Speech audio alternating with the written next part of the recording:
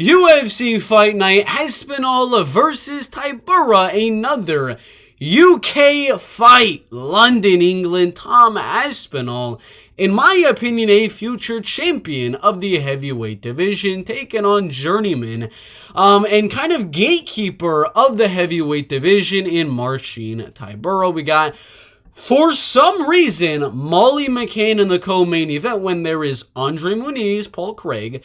There is Lerone Murphy, Joshua Coulibaly. There's even Davey Grant, Daniel Marcos, which is on the prelims, all of which would be better co-main events than what we currently have. I mean, even Nathaniel Wood, Andre Muniz would be a better co-main event, but I digress. We got some solid fights on here, not very well-known guys and girls to most of the casuals on this card, but Joel Alvarez is very, very solid. A lot of undefeated men and women with Shauna, Bannon, Yanal, Ashmouz, Mick, Parkin. We do have Daniel Marcos, Lerone Murphy, although he should have lost his last fight.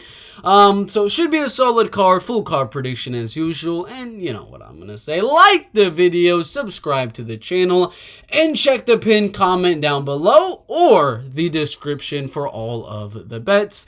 Our big $600 parlay did cash this weekend, and our $100 parlay at almost plus 600 was so close to cashing. But we missed it on our last leg of JDM by finish, which he was so close to doing. We should have just stuck with the money line. But let's get into the first fight in the flyweight division. Daniel Barez and Jafael Filho in the flyweight division, 34 and 30 years old. Now, this is a close fight in the flyweight division. Betting odds 100% agree. Barez lost on the Contender Series against Carlos Hernandez. I kind of thought he won, legitimately. Came back, got a few knockout wins over some not so good competition, but finishes are finishes. And he was doing very, very good, building up his record once more. Now he's taking on Jafael Filho, who we saw on the Contender Series look very good with his wrestling and jiu-jitsu, which he's a very, very good guy on the ground, but he ended up finishing that fight by knockout against an undefeated Roybert Echeviera. Has also beaten UFC fighter Vinicius Salvador, and lost to some other very solid guys as well. But he's a finisher as well, with, out of all of his wins, one win coming by a decision. But, I mean, it's Daniel Barez. This dude does not get finished, in my opinion. He did lose a verbal, I don't know what in the world happened there, to Manel Kape a very long time ago, and got submitted by Chris Mia way back 8 years ago. But again, that is 8 years ago, and this dude is very, very solid from the looks of it. 10-2 and was undefeated at the time, so I don't really take much from those ones right there. I don't think he gets finished. I think Jafael Filho makes this a very, very even fight on the feet. They both have power, they both have speed and technique, but I think the wrestling and the grappling is going to be the game changer here for Jafael Filho. I think he's going to mix it in every now and then during this fight. It's not going to be an all-out wrestle and grapple fight, but I think those are going to be the moments where he uses it to win. Right now, he's got 50-50 odds on one bookie right there, where he was actually the underdog for a second, which was very, very interesting. So as of right now, he is the favorite. Yeah, 50-50 odds on actually most of these bookies, with a few of them having him as these slight favorites. So as of right now, I do not have an underdog in Jafael Filho, but you never know. In the next few days, he could become an underdog in this fight. But I got Jafael Filho winning round number 1 and round number 3. I think Barez comes back in round 2, wins a good striking battle. Then Jafael's like, I gotta win round 3, gets a few takedowns in that round, keeps the striking even. I got a close, competitive, legitimately good fight in the flyweight division, going to decision. Jafael Filho getting the nod. Next one in the strawweight division, Bruna, Brazil, taking on Shauna, Bannon, 29 years old. Shauna Bannon is a slight underdog, was not as big of an underdog as she is now as she started out as, because she was actually a favorite to start out at -155, went to around +125 where she's at now, but then money came back in on her, almost got her as the favorite for a second there, and then boom, more money comes in on Bruna Brazil. So most people don't really know what to think here, because height-wise, Bruna's a little bit taller, but Shauna's got a legitimately solid reach for the women's strawweight division at 69 inches. She is coming off 5 wins in a row as a pro and did pretty solid as an amateur. She didn't get finished by a girl that's dominating over there in the PFL right now, who's finishing pretty much everyone she has fought in round number 1 with a knockout, with another knockout, and with a rear naked. And you look, Shauna Bannon was able to survive to that decision. So you know Shauna Bannon is a tough girl and is good at surviving those type of fights. She's very solid on the ground, good grappling, good jiu-jitsu game. But could she go out there and take down and control a girl like Bruna Brazil in here? And Bruna's a striker. I mean, she's going to need to get the fight to the ground, especially on a girl like Bruna Brazil. She did get knocked out by Denise Gomez in her last one, but we know Denise is very, very solid on the feet, knocking out Yasmin Jauregui and only losing a fight that she got out wrestled in against a Muay Thai fighter, which is kind of crazy. But she got a head kick knockout on Marc, man, who's mainly a wrestler and grappler. And, you know, I would love to go out there and say the girl from Ireland, the closest person to London, England, in this matchup between Bruna Brazil and Shauna Bannon, the fan favorite of that O2 arena. I'd love to go out there and say Shauna Bannon is going to retain her undefeated record and win this fight. But I haven't been super impressed with her striking. I'm not super impressed with Bruna Brazil striking either, but her takedown defense didn't look horrible against Marc, man. And I don't think Shauna Bannon is going to be able to control and dominate on the ground as much as some people do think so. I do believe Bruna Brazil defends 70% of the takedowns here. She will get taken down and lose a round, but I got a very close competitive decision going Bruna Brazil. This is another one where I'm very surprised that Bruna is the favorite. I would have actually thought, like when I first saw the fight, I was like, they're probably going to have Shauna Bannon as the favorite. She's from the area, she's Irish, and she's undefeated, but they're actually going for the common sense strategy here. I don't think she's going to get finished. She's very, very tough. If someone's going to get a finish, I think it'll be Shauna Bannon. But I got to go on all the way with Bruna Brazil getting a close, let's make it more interesting, split decision in the strawweight division. Lightweight division, Chris Duncan and Yanal Ashmouz in the lightweight division. I know, based off the last fight to Chris Duncan, I should be like super confident in Yanal Ashmouz going out there and TKOing Chris Duncan round 1, round number 2. I should be so confident in that. Very, very confident that Chris Duncan is going to go out and absolutely dominate this man everywhere and anywhere. The dude is finishing everyone left and right. First round knockout, third round knockout, second round guillotine, finish after finish after finish with only one decision. And Chris got a very, very, very iffy chin in my opinion. I should feel very confident on Yanal Ashmouz. But I've seen a lot of people training with Chris Duncan saying his improvements have been really, really good. Poirier saying he's improving very, very well in the UFC's lightweight division. I'm forgetting the other guy. Grant Dawson was also saying he's been getting a lot better in terms of wrestling and grappling. So that does worry me.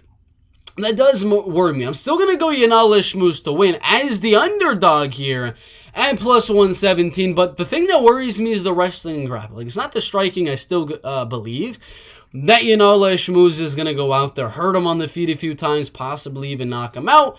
But the grappling, man, Chris Duncan is getting better. He's improving leaps and bounds, training with such good guys in American Top Team in terms of his wrestling and grappling. I'm very scared that Chris Duncan just goes out there like he did against Omar Morales his last fight and just gets a takedown and holds it. Doesn't really do much with it. A few ground and pound shots here and there and just barely edges out a decision. I feel that is a very possible outcome here for Chris Duncan to go out and win this fight. Still going to go Yanal Ashmouz to knock out Chris Duncan in round number 2. Round 1, I think he's going to land some good shots, possibly get taken down. Round 2, I think I have the better takedown defense, and then finish Chris Duncan. But don't be too sure on the underdog again. It's an underdog. I'm going underdog here in Yanal Ashmouz. I would assume the reason being is he's, from the area. He is the fan favorite in the crowd, but what do y'all think? Chris Duncan, Yanal Ashmouz. I think it's a 50-50 fight. With the newfound wrestling and grappling of Duncan and the power of Yanal Ashmouz, should be very interesting. Next one in the bantamweight division, Ketlen Viera and Pannie Kianzad in the bantamweight division. Now, this is interesting because both girls are most recent losses have come to Raquel Pennington, with Ketlen also losing to Yana Santos, which, if I may, is very, very sad at this point in time. She beat Sijara Eubanks, which was a decent win. Misha Tate, Holly Holm in a very, very close one. Pannie's beat Lena Landsberg, Alexis Davis, Sijara as well, and Betch Koheda. But she's not finishing any of these fights. I mean, she's not a finisher at all in the women's bantamweight division. I do believe that Pannie Kianzad is the more technical striker here than Ketlen Viera, but I think Ketlen's wrestling and grappling and clinch work is just better than Pannie Kianzad. And women's MMA, usually there's not like a huge advantage in the striking. And here, I wouldn't say that'd be the case either. I don't think Pannie Kianzad is leaps and bounds better in terms of the striking than Ketlen Viera. And I think Ketlen's learned a lot from her Holly Holm fight, the Misha Tate fight, as well as her last one with Raquel Pennington, to work in that clinch work, working a few takedowns here and there, not to really just get the takedown and dominate it there, but just to get it and score points with the judges. Land a few ground and pound shots, attempt a submission, whatever the case may be. I don't expect this one to be too exciting, but I think Ketlen could get close to a finish on the ground. Overall, I still got her by a decision. Ketlen Viera, I think I'll give her round number 1 to get the takedowns and win with the grappling and the wrestling. Round 2, I think Pannie's going to be a little bit keener to those takedowns, a little bit better takedown defense, and land a bit better shots on the feet. Then it's going to come down to round number 3, where Ketlen is going to make it a clinching battle against Pannie Kianzad, land some good shots, mix in a takedown or 2, keep the striking even, and I think they give Ketlen that round very slightly. It's going to be a close one. It is women's MMA. There's a lot of those robberies and very close split decisions, so it could go either way. I don't think minus 200 makes any sense at all, which we'll talk about in the Confident Picks video. But yeah, what do y'all think? I got Ketlen by a decision. Middleweight division, Bryan Barberena versus Makhmud Muradov.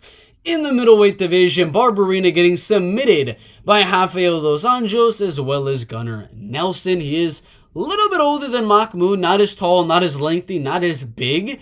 The man is a welterweight. I don't really know what he's doing. Moving up to the middleweight division.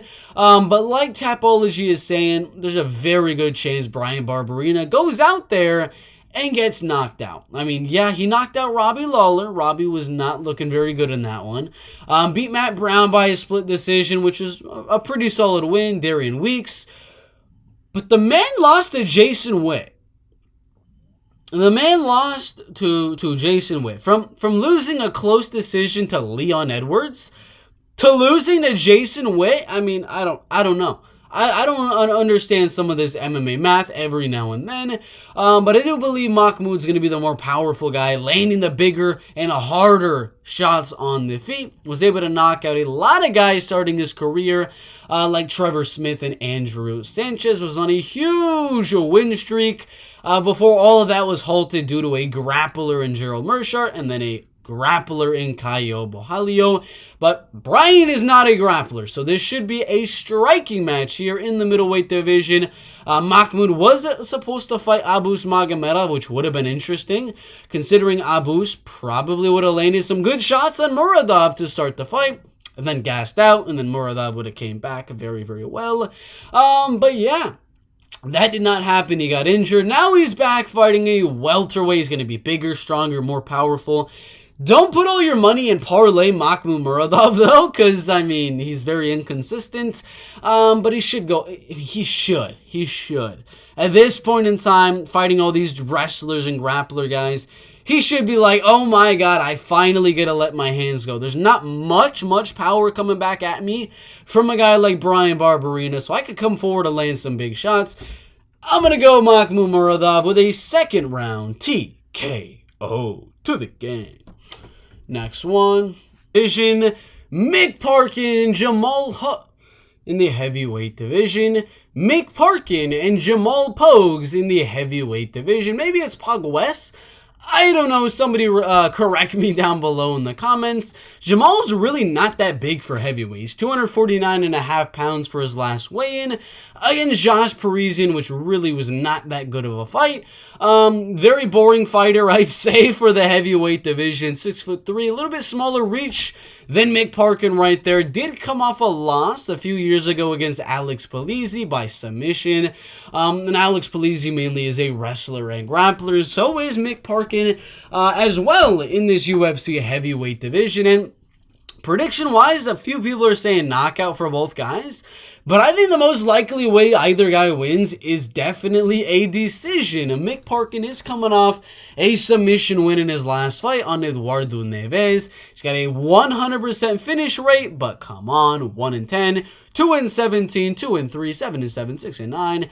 Some pretty gosh dang horrible competition as a pro, but now he's getting a legitimate step up in competition here against Jamal Pogues, however you want to say it. And I would actually say Mick Parkin, being the bigger guy, being, in my opinion, the better wrestler and the better grappler, should not take this to where Jamal wants it. Jamal was able to land some takedowns in his last fight, but he's able to kind of make it a boring, very slow fight on the feet, just laying a few shots here and there, tip-tappity tip-tap, and barely edge out the striking numbers against Josh Parisian. I do believe that that'd be the game plan for Jamal, just to stay at range on the feet and land a little bit more volume than Mick Parkin, not necessarily go for the knockout or go for the finish, literally just out-volume Mick Parkin on the feet. And if I'm Mick, being the bigger guy, being the undefeated guy coming in here in London, from London, he needs to get this fight to the clinch, use that size, tire out Jamal,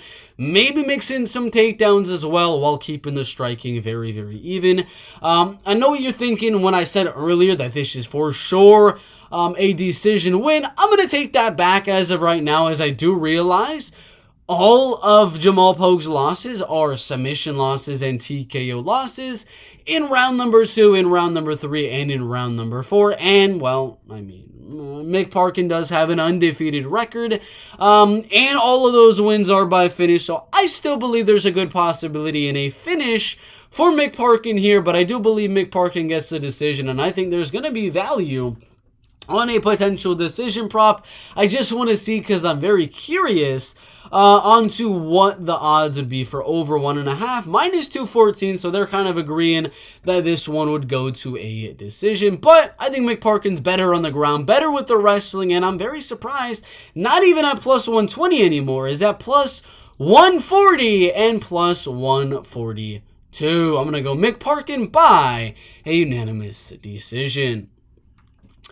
Next one in the lightweight division, Joel Alvarez and Marc Diakiese in the lightweight division. Marc was able to out-wrestle and grapple guys like Damir Hadjovic and Vyacheslav Borshev. Got submitted by Jafael Alves, got outstruck by Rafael Fiziev, and got outstruck by Michael Johnson as well. I think Joel is a very good grappler, very good jiu-jitsu guy. A lot of submission and TKO wins inside of his career, but if we're being honest here, he's probably the better striker as well. And I do think that Joel Alvarez could hurt Marc Diakiese on the feet, because the dude has crazy power, as he should probably be a UFC welterweight at this point. 6'3", 77-inch reach for lightweight is just insane. I think he outstrikes Marc Diakiese on the feet. Marc might shoot a takedown after desperation and getting hurt on the feet and walk right into a guillotine choke submission. Most people not saying the fight goes to a decision, but if you're watching the fights from Marc Diakiese, he's only been submitted once finished once in his last 3 losses, and that's the only way he's ever lost, was guillotine choke submission in round number 3 and in round number 1, Jafael, Alvarez, and Dan Hooker. So out of his 6 losses, 33% were finishes. And I do believe Joel Alvarez, if there's a guy to finish Marc Diakiese, it is for sure him. He has no decision wins, 16 submissions, and 3 knockouts. I think he hurts him on the feet and catches him with a submission when they hit the mat. Next one in the welterweight division, Danny Roberts and Jonny Parsons. In the lightweight division, Danny Roberts and Jonny Parsons in the welterweight division.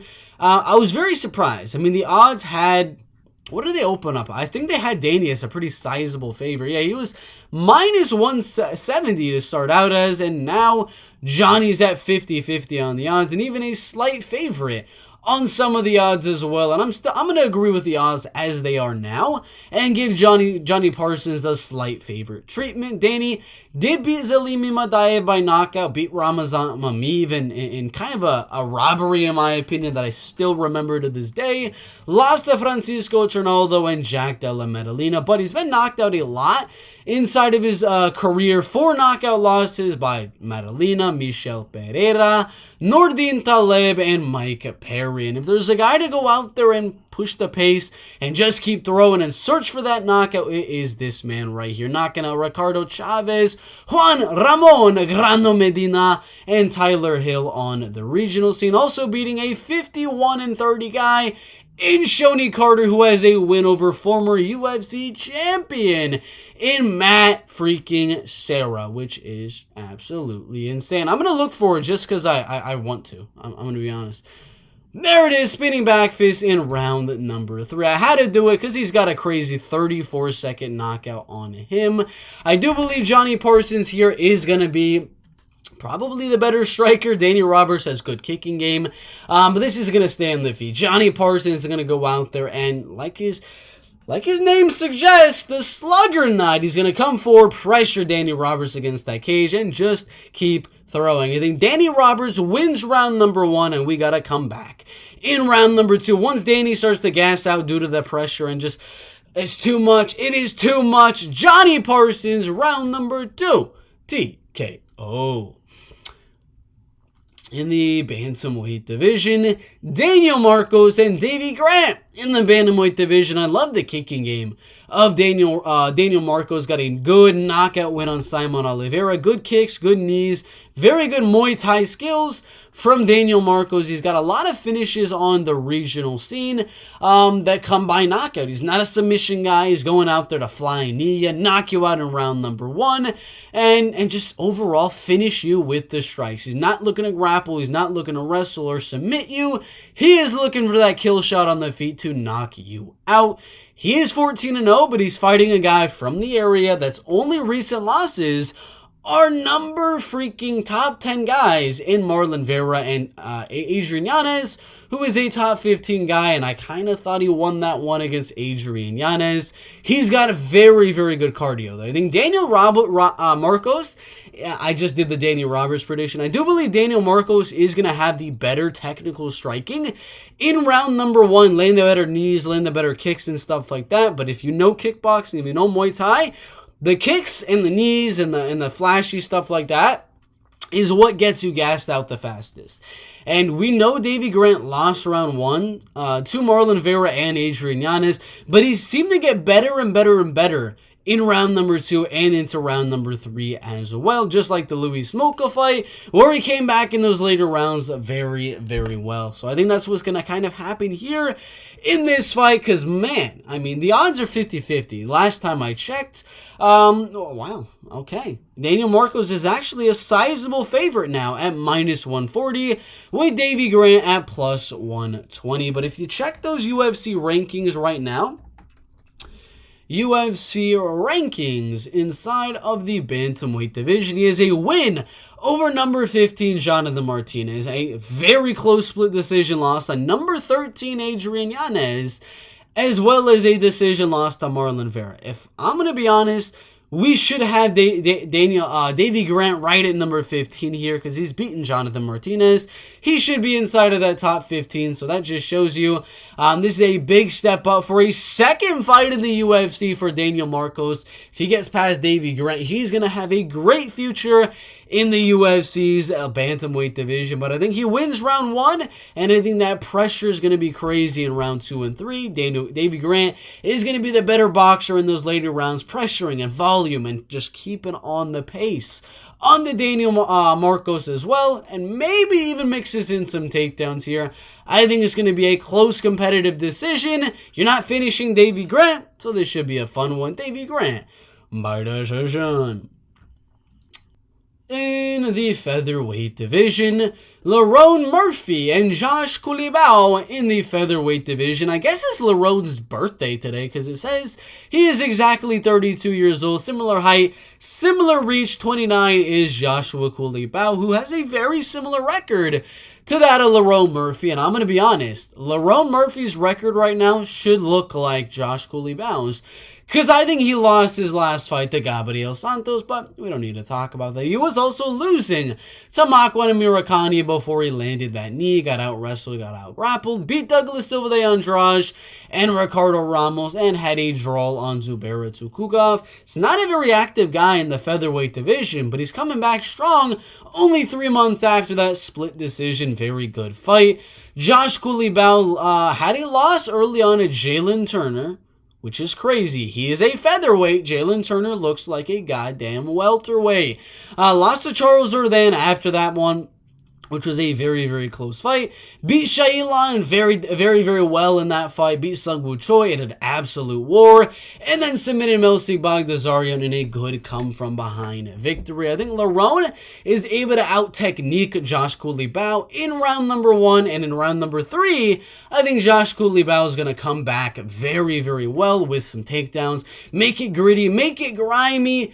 Hurt Lerone Murphy on the feet if he has to. Maybe get close to a submission as well. I think round number 1 goes Lerone. Round number 3 goes Josh Culibao. And I'll say it right now, betting-wise, I think the value is on Josh Culibao, but I'm still going to go ever so slightly with Lerone Murphy to outstrike and out-volume Josh Culibao in round number 1, round number 2. I think all Lerone needs to do is keep at range, stay on the outside, pick Josh Culibao apart from the outside a little bit, and not get into a scrap, not get into a dogfight, a war in this one in the featherweight division. It's going to be a very close one. Would not be surprised with another draw or a split decision or something like that.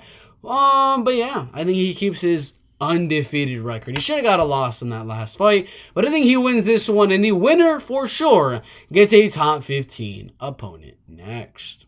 Jai Herbert and Fares Yam in the UFC's lightweight division. I'm going to be honest. You would think, I mean, it's a 50-50 minus 115, minus 105. We got a guy from England taking on a guy from France. If it goes to a decision, who do you think is going to get the nod? Probably Jai Herbert, right? But I'm going to be honest, I haven't really been too impressed with Jai Herbert's last few fights. A very boring, very close decision on Kyle Nelson. A draw against Ludovic Klein. He looked pretty decent in that fight, but got knocked out by a featherweight. And Ilia Topuria on the feet in the featherweight division. Jai Herbert and Fares Yam in the lightweight division. You would think, I'm assuming Tapology is going to be all on Jai Herbert with 67% going Jai Herbert to win. He's the hometown man from England. I'm going to be honest, I don't see it. He's 12-4-1, similar records here. Both have the same amount of experience as mixed martial artists. Jai has only lost to solid guys. Renato Moicano in the lightweight division, and featherweight, Ilia Topuria moving up and knocking him out there. He did beat Kama Worthy, who does not have a good chin, and had really close fights with Kyle Nelson and Ludovic Klein. I'm going to be honest, though. Fares Yam is very, very solid on the ground. He's a better striker than Jai Herbert. No, I wouldn't say that. I say they're very, very even on the feet. Similar height, similar reach. They're both good at just staying at range, landing jabs, 1-2s, leg kicks, body kicks, and making it a very technical striking bout. But does he want to go out there and make it a technical striking bout with Jai Herbert when Jai is also one of those type of guys? No, because that one could go either way on the judges' scorecards. And if we can pull up UFCstats.com here, if we can pull up the UFCstats.com and look at these statistics for Fares Siam's last fight with Mikhail Figlak, man landed 3 takedowns in the fight, had 6 minutes, 48 seconds of control time, got a reversal, and a takedown every single round. Round 1, round 2, round 3. Every round he's getting takedowns. He's getting ground and pound in every single one of these rounds as well. Not much in round 1, but 7 ground and pound shots in round 2, 5 in round number 3. That could easily be the difference maker here. It is going to be the clinching game, the grappling game advantage that I do give to Fares Siam in this fight. So I know if it hits a decision, yeah, they might give it to Jai Herbert, but I'll be honest, I think Fares Siam does enough to win this fight, keeping it really, really even on the feet, mixing in those takedowns and grappling, and I got Fares by decision. Andre Muniz and Paul Craig in the middleweight division. I'm going to go Andre Muniz to win this one by a decision. Again, it's another one. A guy from Scotland, around the area. You'd assume the win if it does hit a decision. But he loves to be on his back, looking for the triangles. And I really just don't see him getting one of those submissions on a guy like Andre Muniz, who has such good submission defense, when he is not like gassed out like he was against Brendan Allen. I think the striking is very, very even, but the wrestling clear advantage as day goes to Andre Muniz. If Andre wants the takedown, he'll get the takedown. And if the striking advantage goes Paul Craig, well, Andre's going to get the takedown at that point. And I think his submission defense is good enough to not get submitted by Paul Craig, where Nikita Krylov, Jamal Hill, Mauricio Hua, all of these guys are not good enough to defend those Paul Craig submissions. But I think Andre Muniz will be. Volkan had very good fight IQ. We saw what he was able to do. And Jonny was just able to land some weird hammer fists. So I don't think he gets the finish. I think it's going to be kind of one of those where we get a guy that's kind of pulling guard all the time.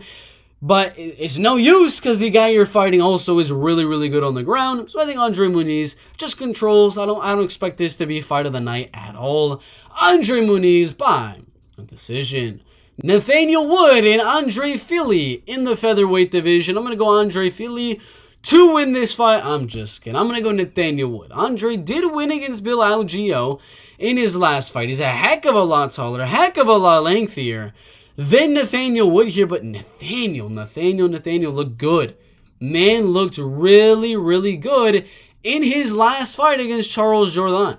I'll be honest, he looked very, very well improved in this UFC's featherweight division. He was able to land 5 takedowns and have 4 minutes, 30 seconds of control time, and also land some good shots on the feet as well. If you look at that one's strikes at range, like distance strikes wise, he was still having the advantage, landing, 7 more strikes in round 1, 5 more in round 2, and 9 more in round number 3 on the feet. He looked really, really fast. He looked really, really skilled and landed some powerful shots onto Charles Jourdain and ended up winning that one by a 30-27 decision. I think he can mix in takedowns on Andre Fili or use those takedowns to land some shots on Andre Fili on the feet. Khabib liked to do that where he fakes the takedowns and lands some shots up on the feet. Obviously not comparing Nathaniel to Khabib, but you understand what I'm saying. I do have Nathaniel mixing in some takedowns here, landing a little bit more strikes, a little bit more volume than Andre Fili, coming to the inside, landing those harder shots. Should be a close one, 29-28 decision for Nathaniel Wood. Flyweight division, Molly McCann and Julia Stoliarenko in the flyweight division. I am going to go Molly McCann to win this one. She is a little bit older But we already know. I mean, she's from England. They're putting her as the co-main event for no reason. Not as tall, not nearly as lengthy as Juliha Stoliarenko. But we know Juliha's takedown defense isn't good. Reason being, she's very good at getting the armbar submission, so she'll accept some of those submission attempts. And Molly showed great submission attempt for a submission defense for a while on Erin Blanchfield on that one. And then after that, she was able to get submitted, but she's able to outstrike Luana Carolina, Jiyeon Kim, and Hanny Goldie, and then end up ground pounding them on the ground. I think she defends Juliha's takedowns, lands some big shots on the feet, and just finishes her with strikes in round number 2 or in round number 3. I don't think this one's going to be right off the bat Molly McCann knocking out Juliha Stoliarenko. But I think in round number 2, she's just going to overwhelm Juliha with strikes. Juliha's going to pull guard, and Molly's going to hurt her a little bit more. Few ground and pound shots, and the ref is going to have to stop it. Molly McCann, TKO. Heavyweight division, Tom Aspinall and Marcin Tybura. Tybura in the heavyweight division. I'm going to go Marcin to get the submission. I'm joking. He's older, not as tall, same length as Tom Aspinall here, but I give the advantage everywhere to Tom Aspinall. Striking-wise, Tom is going to be the better boxer. His kicking game is okay. He's got okay leg kicks and kicks at range, but mainly it's the boxing of Tom Aspinall that is very, very solid. He's very fast, has really good speed on the feet, and has legitimate power knocking out guys like Sergey Spivak inside of the UFC, as well as Alan Badeau. So I do believe Tom Aspinall could outstrike Marcin Tybura, also out-wrestle him. We saw in the fights with Greg Hardy and the Walt Harris one and the Alexander Romanov, Marcin showed very, very solid wrestling and grappling, but we still know Tom is also very, very good in the wrestling and grappling. I still give an advantage to Tom Aspinall in that case. Marcin is not a finisher. 2 finishes over Greg Hardy and Walt Harris due to ground and pound. Kind of due to exhaustion. He's not one of those finishers where he's going to get a first-round knockout. So I don't really expect one of those type of things to happen from Marcin Tybura.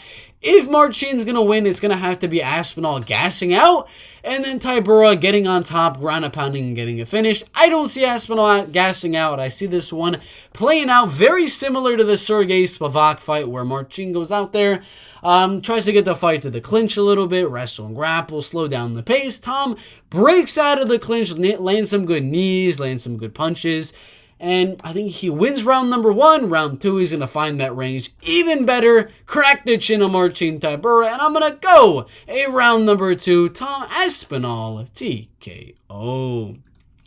That is it for the full card prediction. We have 4-1 favorite Tom Aspinall by second round TKO.